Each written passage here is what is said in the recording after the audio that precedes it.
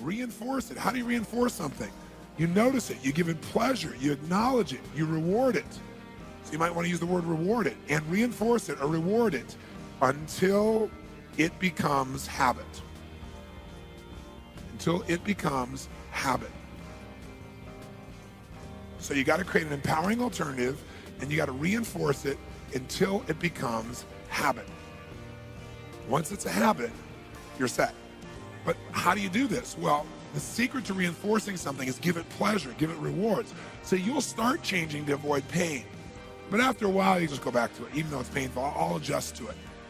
But see, what will last, what creates lasting change is when you do something and you're rewarded for it. When you give yourself rewards, you feel happy, you feel proud of yourself, you feel a sense of excitement or freedom or more love. When you get that reinforcement on a regular basis, pretty soon it just becomes who you are. That's what we want to do. And so that's what I did with him. So a year later, so I had him come up with these alternatives, how to communicate. And throughout the night, when he started communicating with somebody who did something right, I caught him doing it right. And I'd say, now, John, I want to say something to you. Do you see Bob's face over here? The way you just interact with him? So you can try and force him to do something or make him fear you, and he'll do a little bit. But people only do so much out of fear. They do the minimum out of fear. But when they love you, when they care about you, when they feel respected by you, they'll do anything for you. This guy really would do anything for you. Look at his face right now. Doesn't that feel better? And I stopped making him stop and notice so he wasn't unconscious. And he'd say, honestly, it really does. And he said, Bob, I really do care about you. And these great anchors happened that night where I kept reinforcing him. So he had plenty of alternatives, and he saw it gave him more of what he wanted than the old behavior. So now I come back a year and a half maybe later, and I do the seminar, things go great, and the same guy afterwards says, Mr. Robbins, would you like to come to dinner? And I look at him, and he I can't tell if he's, got something or not. So I said, sure.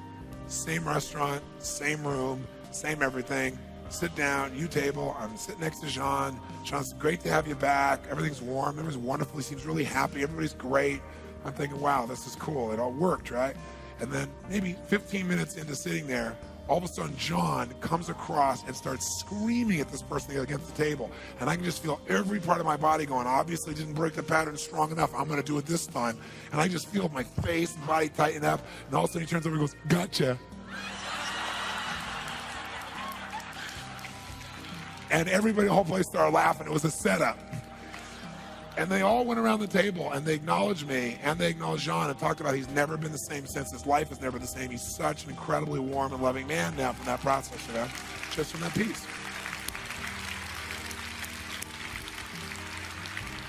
Now, whether you're trying to change someone from being mean to nice or whether you're trying to get rid of addiction, it's the same steps. So, for example, when I first built my career, I'd get on radio and television in Canada. And I launched my career saying, I don't care what your problem is, I'll handle it. So I got all kinds of things. But one of my first therapies ever was a smoking therapy. Now, bear in mind, I'm staying at the Westin Hotel in a place called Vancouver, British Columbia, Canada. Anybody been there? It's a magnificent place. You've not been there. It's as pretty as any city in the world, I think.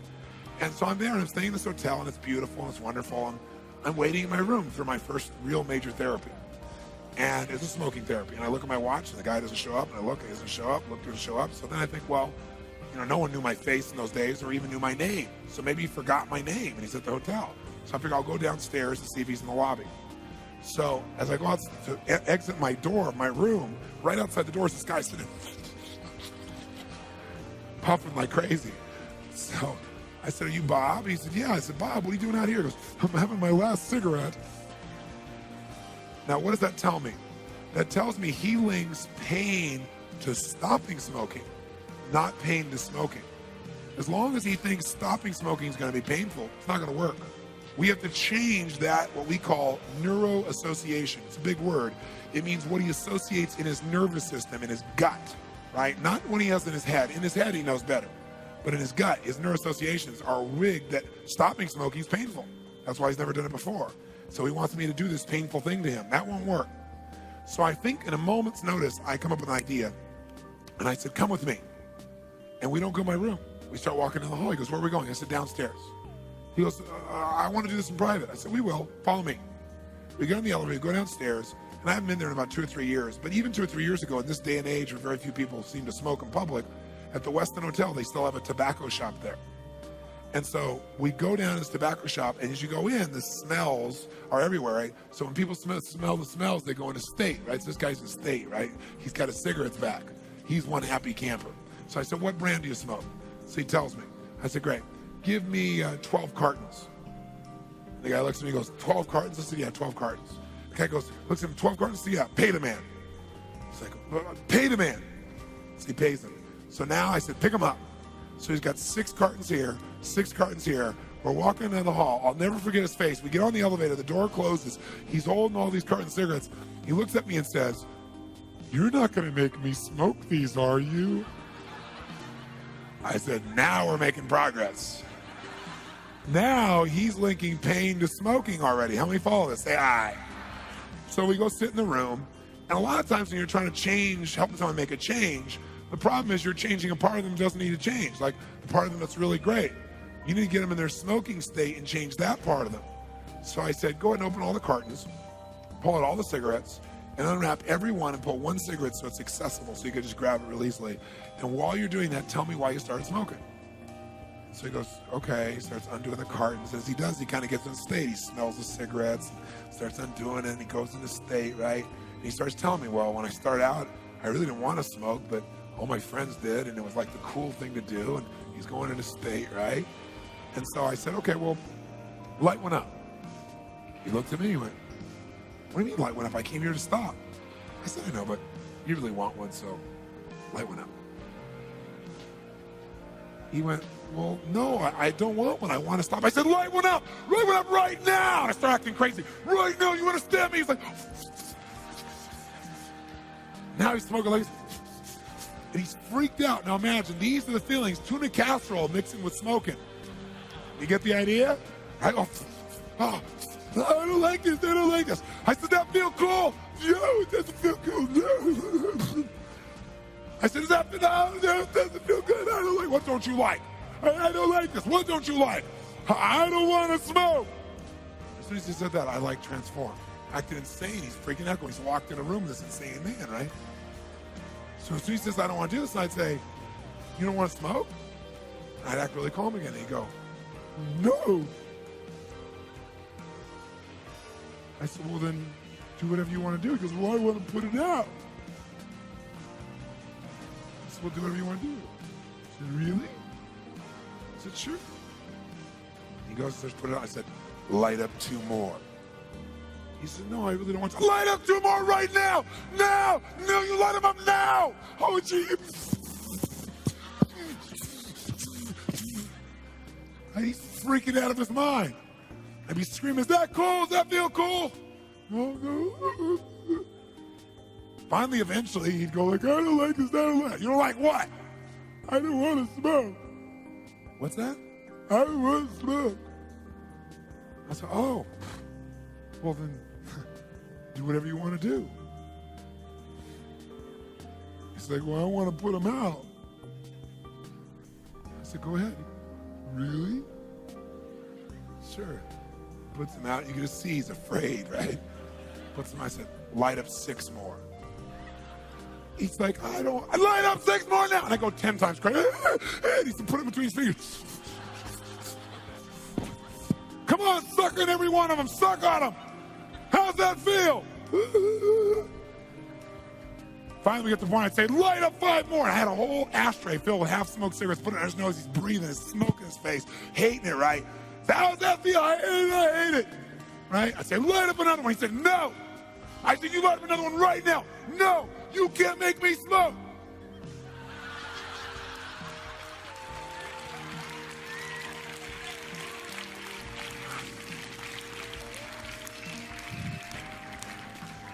Now we broke the pattern.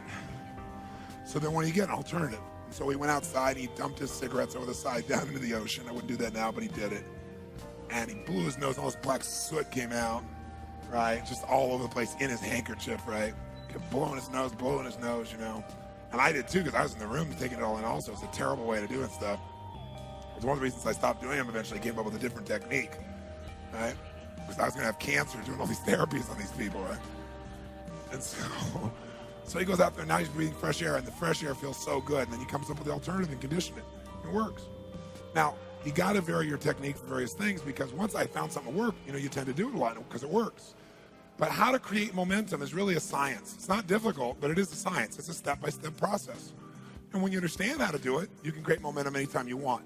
Momentum in your business, momentum in your emotions, momentum in your career, momentum in your relationships, doesn't matter what area of your life. What's the source of power within you or your organization that can turn around virtually anything in a matter of moments? And the answer to that, of course, is momentum.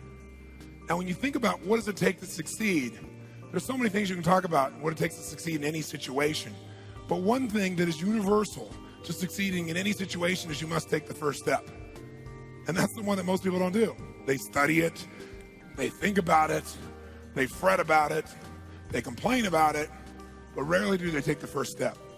In order to do that, I want to make sure that if you never heard another word I said for the rest of your life, and you want to improve anything, you'd know what to do first. Because if you do the first thing, you'll likely come up with the second, third, and fourth thing. It's just a natural part of momentum. Will help to create that happening. So what is that first step? Well, for me, if I'm going to work with an athlete or a business person or a financial trader or a politician, doesn't matter what the context is, their game is not where they want it to be, or their game's going well and they want to make it better. There's one place I go first always, and that is I put them in a peak what? The reason is because until you put somebody in a peak state, everything you're going to get is going to be less than who they are and what they're capable of. So I want to get them that peak state. So for example, when I met Andre Agassi for the first time years ago, he was like 50th in the world or something like that. And what happened was, Andre has a certain mindset, and he came in and he had kind of an attitude with me. And I said, look, Andre, I said, the bottom line is, you give me 15 minutes of your total attention. If in those 15 minutes you do what I ask you to do, you don't feel an immediate radical change, then blow me off and let's move on. Let's not waste any time. So what I did basically was I gave him examples from videos that I'd seen of him, and I'd say, okay, here's where you won Wimbledon. That was when he was at his best. Now here's a guy that's been as good as anybody in the game. And you watch him, right? And I show him, and this guy's walking out on the court. It's before he cut his hair, and he walks out like this, right? And he looks across the court like this at the guy on the other side of the court. And I said, what were you thinking at that moment? He said, I remember what I was thinking. I said, what were you thinking? He said, I was thinking of this guy. Why did you even show up? Right? Now, is that a certain state? Now, in that state, you don't think about, okay, is my backhand going to be okay? Right? Because what happens is when you're in your best, you don't think about how to do it. You just do it, don't you? It just flows. That's a peak state. So I said, okay, here's the French Open. He walks out like Don Knotts. He looks over at the other guy and just look in his face. What are you thinking then? He said, I remember the last time he beat me. So what I do is I changed the state, anchored it, showed him a couple ways to trigger it. It was very fundamental. And in less than 6 months, he was #1 in the world. Now, Andre's gone back down and up again after he got injured recently. And I was talking to Brooke about it. She goes, his pride says he's got to do it himself this time again, which I'm sure he has the ability to do. But sometimes people just don't manage that state. They don't go there first. They work on their game instead of working on their state. So I don't know anything about the game, but I know everything about human psychology, what affects every game. That's the power. That's the linkage. So what we want to do from this day forward is if you want to get better at anything, if you want to suddenly be better in your performance of business, if you suddenly want to be more passionate in your relationship, if you want to make an improvement in your study habits, if you want to help your kids more, the first step to any of those things is always the same. Put yourself in a what? In a peak state. It's going to be step #1 no matter what we do. Now, here's the good news. There's basically 2 things you'll change to change your state in the moment. You'll change either your what? And what kind of change in the physiology? What kind? Radical change. Or you will change your, or both, right? And you know how to do it. So let's very quickly first see that. I'll walk you through the whole thing first. So once you get yourself in a peak state, that's kind of like priming the pump. Ever got yourself in a peak state like wham? And you're there for a while, then gradually you come back to the kryptonite Clark Kent that you were before, right? How many of you experienced this? Being in a peak state and then gradually dropping down. Say I. The reason you dropped down is you didn't keep momentum going by going to the second element. And that is you must find your passion.